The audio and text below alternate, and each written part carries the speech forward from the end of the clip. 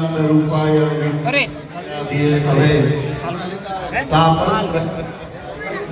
શ્રી કૃષ્ણાય વયમ નમઃ.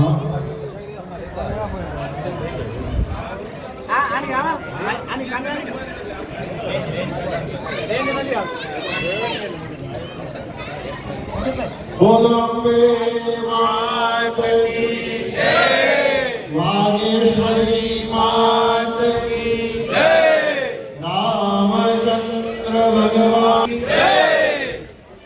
આપ સૌને આજના દશેરાના પાવન પર્વની શુભકામનાઓ. વિશેષ આજના દિવસ માટે આપણે એવું કહીએ કે અસત્ય ઉપર સત્યની વિજય, અને એના માટે આપણે આ ભગવાન રામનો વિજયાદશમી તરીકે ઉજવીએ. હવે જ્યારે જય અને વિજયની વાત આવે, પરાજયની વાત આવે ને, ત્યારે એક વસ્તુ તો નક્કી જ છે કે જય અને પરાજય એ શસ્ત્ર દ્વારા જ શક્ય છે. શસ્ત્ર વગર જય અને વિજય હોતા નથી. તો ભગવાન શ્રી રામ, ભગવાન શ્રી કૃષ્ણ અને ખાસ આજે જે સમાજની વચ્ચે હું અત્યારે ઊભો છું, મા જગદંબાનો આરાધક એવા આ બધા જ ભગવતી જગતજનની જે અનેક હાથોની અંદર અલગ અલગ શસ્ત્ર ધારણ કરીને આપણી રક્ષા કરે છે. આપણે બધાના મનની અંદર ક્યારે એવો વિચાર નથી આવતો, પેલા અમારા માટે અમે બ્રાહ્મણ, અમે પણ એવું નથી વિચારતા કે આજ સુધી ગુરુકુલની અંદર જે કોઈ શિક્ષા પદ્ધતિ, એ ભલે રામ ભણવા ગયા હોય, કૃષ્ણ ભણવા ગયા હોય, કે પાંડવો ભણ્યા હોય, કૌરવો ભણ્યા હોય, એ બધાને શિક્ષા આપનાર એક બ્રાહ્મણ જ હતા. એ બ્રાહ્મણ કેવળ એટલે શાસ્ત્રનું જ્ઞાન આપતા ન હતા, એટલે શસ્ત્રનું પણ જ્ઞાન આપતા. તો જે શસ્ત્રનું જ્ઞાન આપનારો બ્રાહ્મણ હતો, એ ક્યાંક ક્યાંક પોતાની શસ્ત્ર વિદ્યા પણ ભૂલ્યો. એ જ રીતે જે સમાજ હતો કે જે શસ્ત્રને ધારણ કરનારો હતો, એ સમાજ પણ આપણે ક્યાંક ને ક્યાંક ઘણી વખત એવું બોલતા હોઈએ છીએ કે અહિંસા પરમો ધર્મ. અહિંસાના રાજને આલાપતા આપણે શસ્ત્રને ભૂલ્યા છે. મને એવું પણ લાગે કે ઘણી વખત આ વ્યથા ઘણાને કહી પણ છે કે અમે અને તમે જ્યાં ધંધો કરીએ છીએ ને, ગામની અંદર પ્લોટના ભાવ, વારના ભાવ કે મીટરના ભાવ લાખો ને આંબે છે, પણ રાતના જ્યારે તમે ઘરે જાઓ છો ને, ત્યારે એની કોઈ સેફટી આપણા પાસે નથી. તમે આજુબાજુનો વિસ્તાર જો કે આપણે કોના ભરોસે આપણી દુકાનોને મૂકીને જઈએ. રાત્રિના ચાલો આપણે કાંઈ ન કરી શકીએ, દિવસે આપણે કાંઈ કરી શકીએ છીએ. શા માટે આવું નથી કરી શકતા? કારણ કે આપણા અંદર જે વીરત્વનો ભાવ છે ને, એ ધીરે ધીરે હવે ઉતારતો જાય છે ને. તો આજના સમયની આપણી જરૂરિયાત છે કે આપણે અસ્ત્ર અને શસ્ત્ર, જો આપણા પાસે બે શબ્દ છે, અસ્ત્ર અને શસ્ત્ર. તમને બધાને આમ તો ધ્યાનમાં જશે કે અસ્ત્ર કોને કહેવાય? જેનો છૂટો ઘા થઈ શકે ને, એ અસ્ત્ર છે. અને જે હાથમાં રાખીને લડવું હોય ને, એ શસ્ત્ર. તલવાર છે ને, એ શસ્ત્ર છે. ભાલો છે, એ અસ્ત્ર છે. આપણી પાસે કેટલી વિદ્યા હતી, અને એનું એક નાનું દ્રષ્ટાંત આજે વિજયાદશમી આપણે ઉજવીએ છીએ ત્યારે, કે મા ભગવતી જગતજનની જગદંબા એ જાનકી, કે જ્યારે રાવણના લંકાની અંદર એક અશોક વૃક્ષની નીચે જ્યારે રહે છે ને, ત્યારે રાવણને એક ખાલી તણખું બતાવીને, તણખું જ હતું ને, એ તણખું નતું, એ અસ્ત્ર. અસ્ત્ર એ પણ છે કે જેને મંત્ર દ્વારા એને હથિયારની અંદર આપણે બધા રામાયણના કાળમાં, હવે તો ભાઈ કોરોના કાળમાં નવી જનરેશન રામાયણ જોઈ, પણ આપણે આમ જોતા કે ગમે એ ચીજને એ ચડાવે, તેનું સંધાન કરે અને કાંઈક મંત્ર બોલે એટલે આગળ બ્રહ્માજી આવી જાય, આગળ નાગ આવી જાય, આગળ અગ્નિ આવી જાય. તો આ બધું કેમ થઈ જતું? તો એક વિજ્ઞાન હતું જે મારા અને તમારા પૂર્વજો ઋષિઓની પાસે હતું. અને એટલે ક્યારેક એવું પણ આવે મનમાં કે આપણે ક્ષત્રિય વર્ણની વ્યવસ્થામાં આવીએ ને, તો હું એમ તો બ્રાહ્મણ છું, તમે એમ કહેતો કે હું વૈશ્ય છું.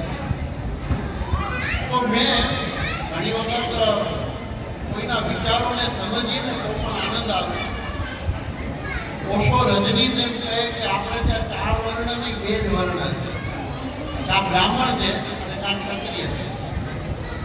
જો પૂર્ણ બ્રાહ્મણ નથી બની શકતો તો એ બ્રાહ્મણ શૂદ્ર બને છે, અને જે ક્ષત્રિય નથી બની શકતો એ વૈશ્ય બને.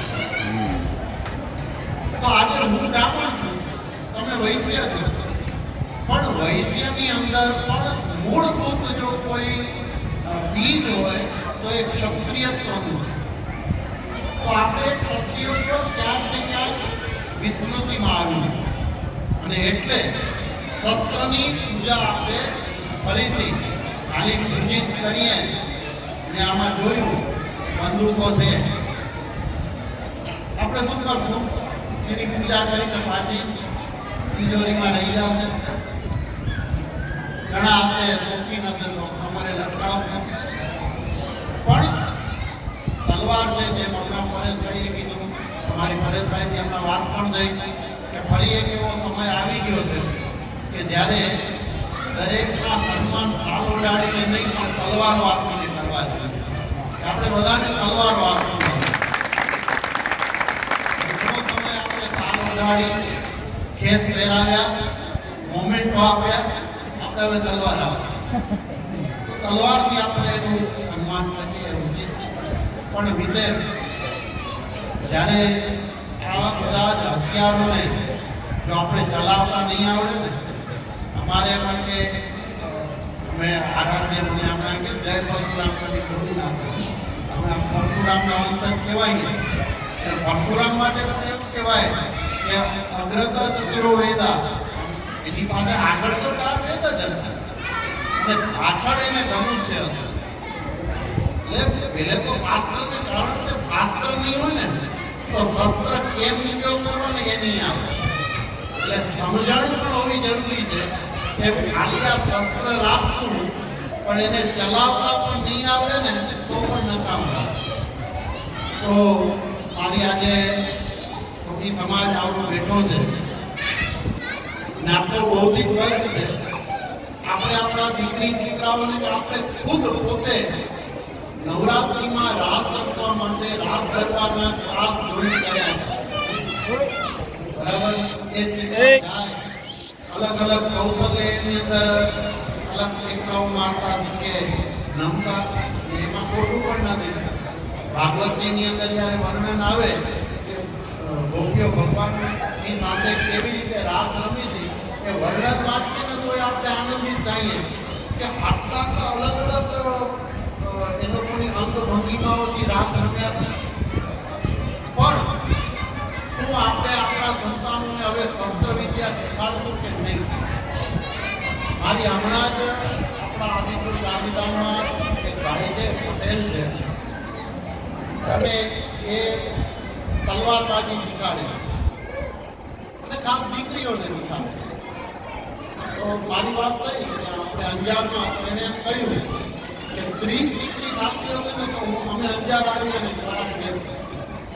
કંઈક અઠવાડિયો 10-15 દિવસ એ રોજ આવે અને રોજ દીકરીઓને એ તલવારબાજી શીખાડે.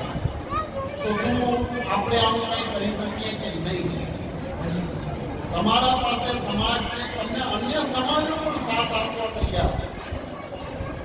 તો આપણે બધા એ દિશાની અંદર પણ ચિંતન કરીએ કે શું આપણા સ્વરક્ષણ માટે આપણા સંતાનોને શસ્ત્ર વિદ્યા શીખવાડશું કે નહીં? રહી વાત આપણા શસ્ત્રોની,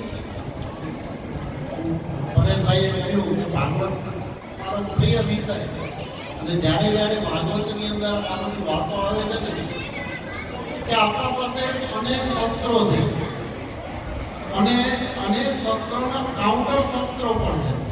જેમ અત્યારે ભારત પાકિસ્તાનનું જ્યારે આ યુદ્ધનો માહોલ હતો ત્યારે ત્યાંથી કોઈ પણ મિસાઇલ છૂટે અને આપણા અહીંયાથી બીજી મિસાઇલ છૂટે અને એને આકાશની અંદર તોડી નાખે, તો એવું નવું નહોતું. ભગવાનના પુત્ર પ્રદ્યુમ્નના પુત્ર અનિરુદ્ધ, અને અનિરુદ્ધનું જ્યારે એ ઓખા હરણ કરીને જાય છે અને જ્યારે બાણાસુર સાથે ભગવાનનું યુદ્ધ થયું ને, તો આ બાજુ એક બાજુ કૃષ્ણ લડે છે અને બીજી બાજુ ભગવાન સ્વયં શિવ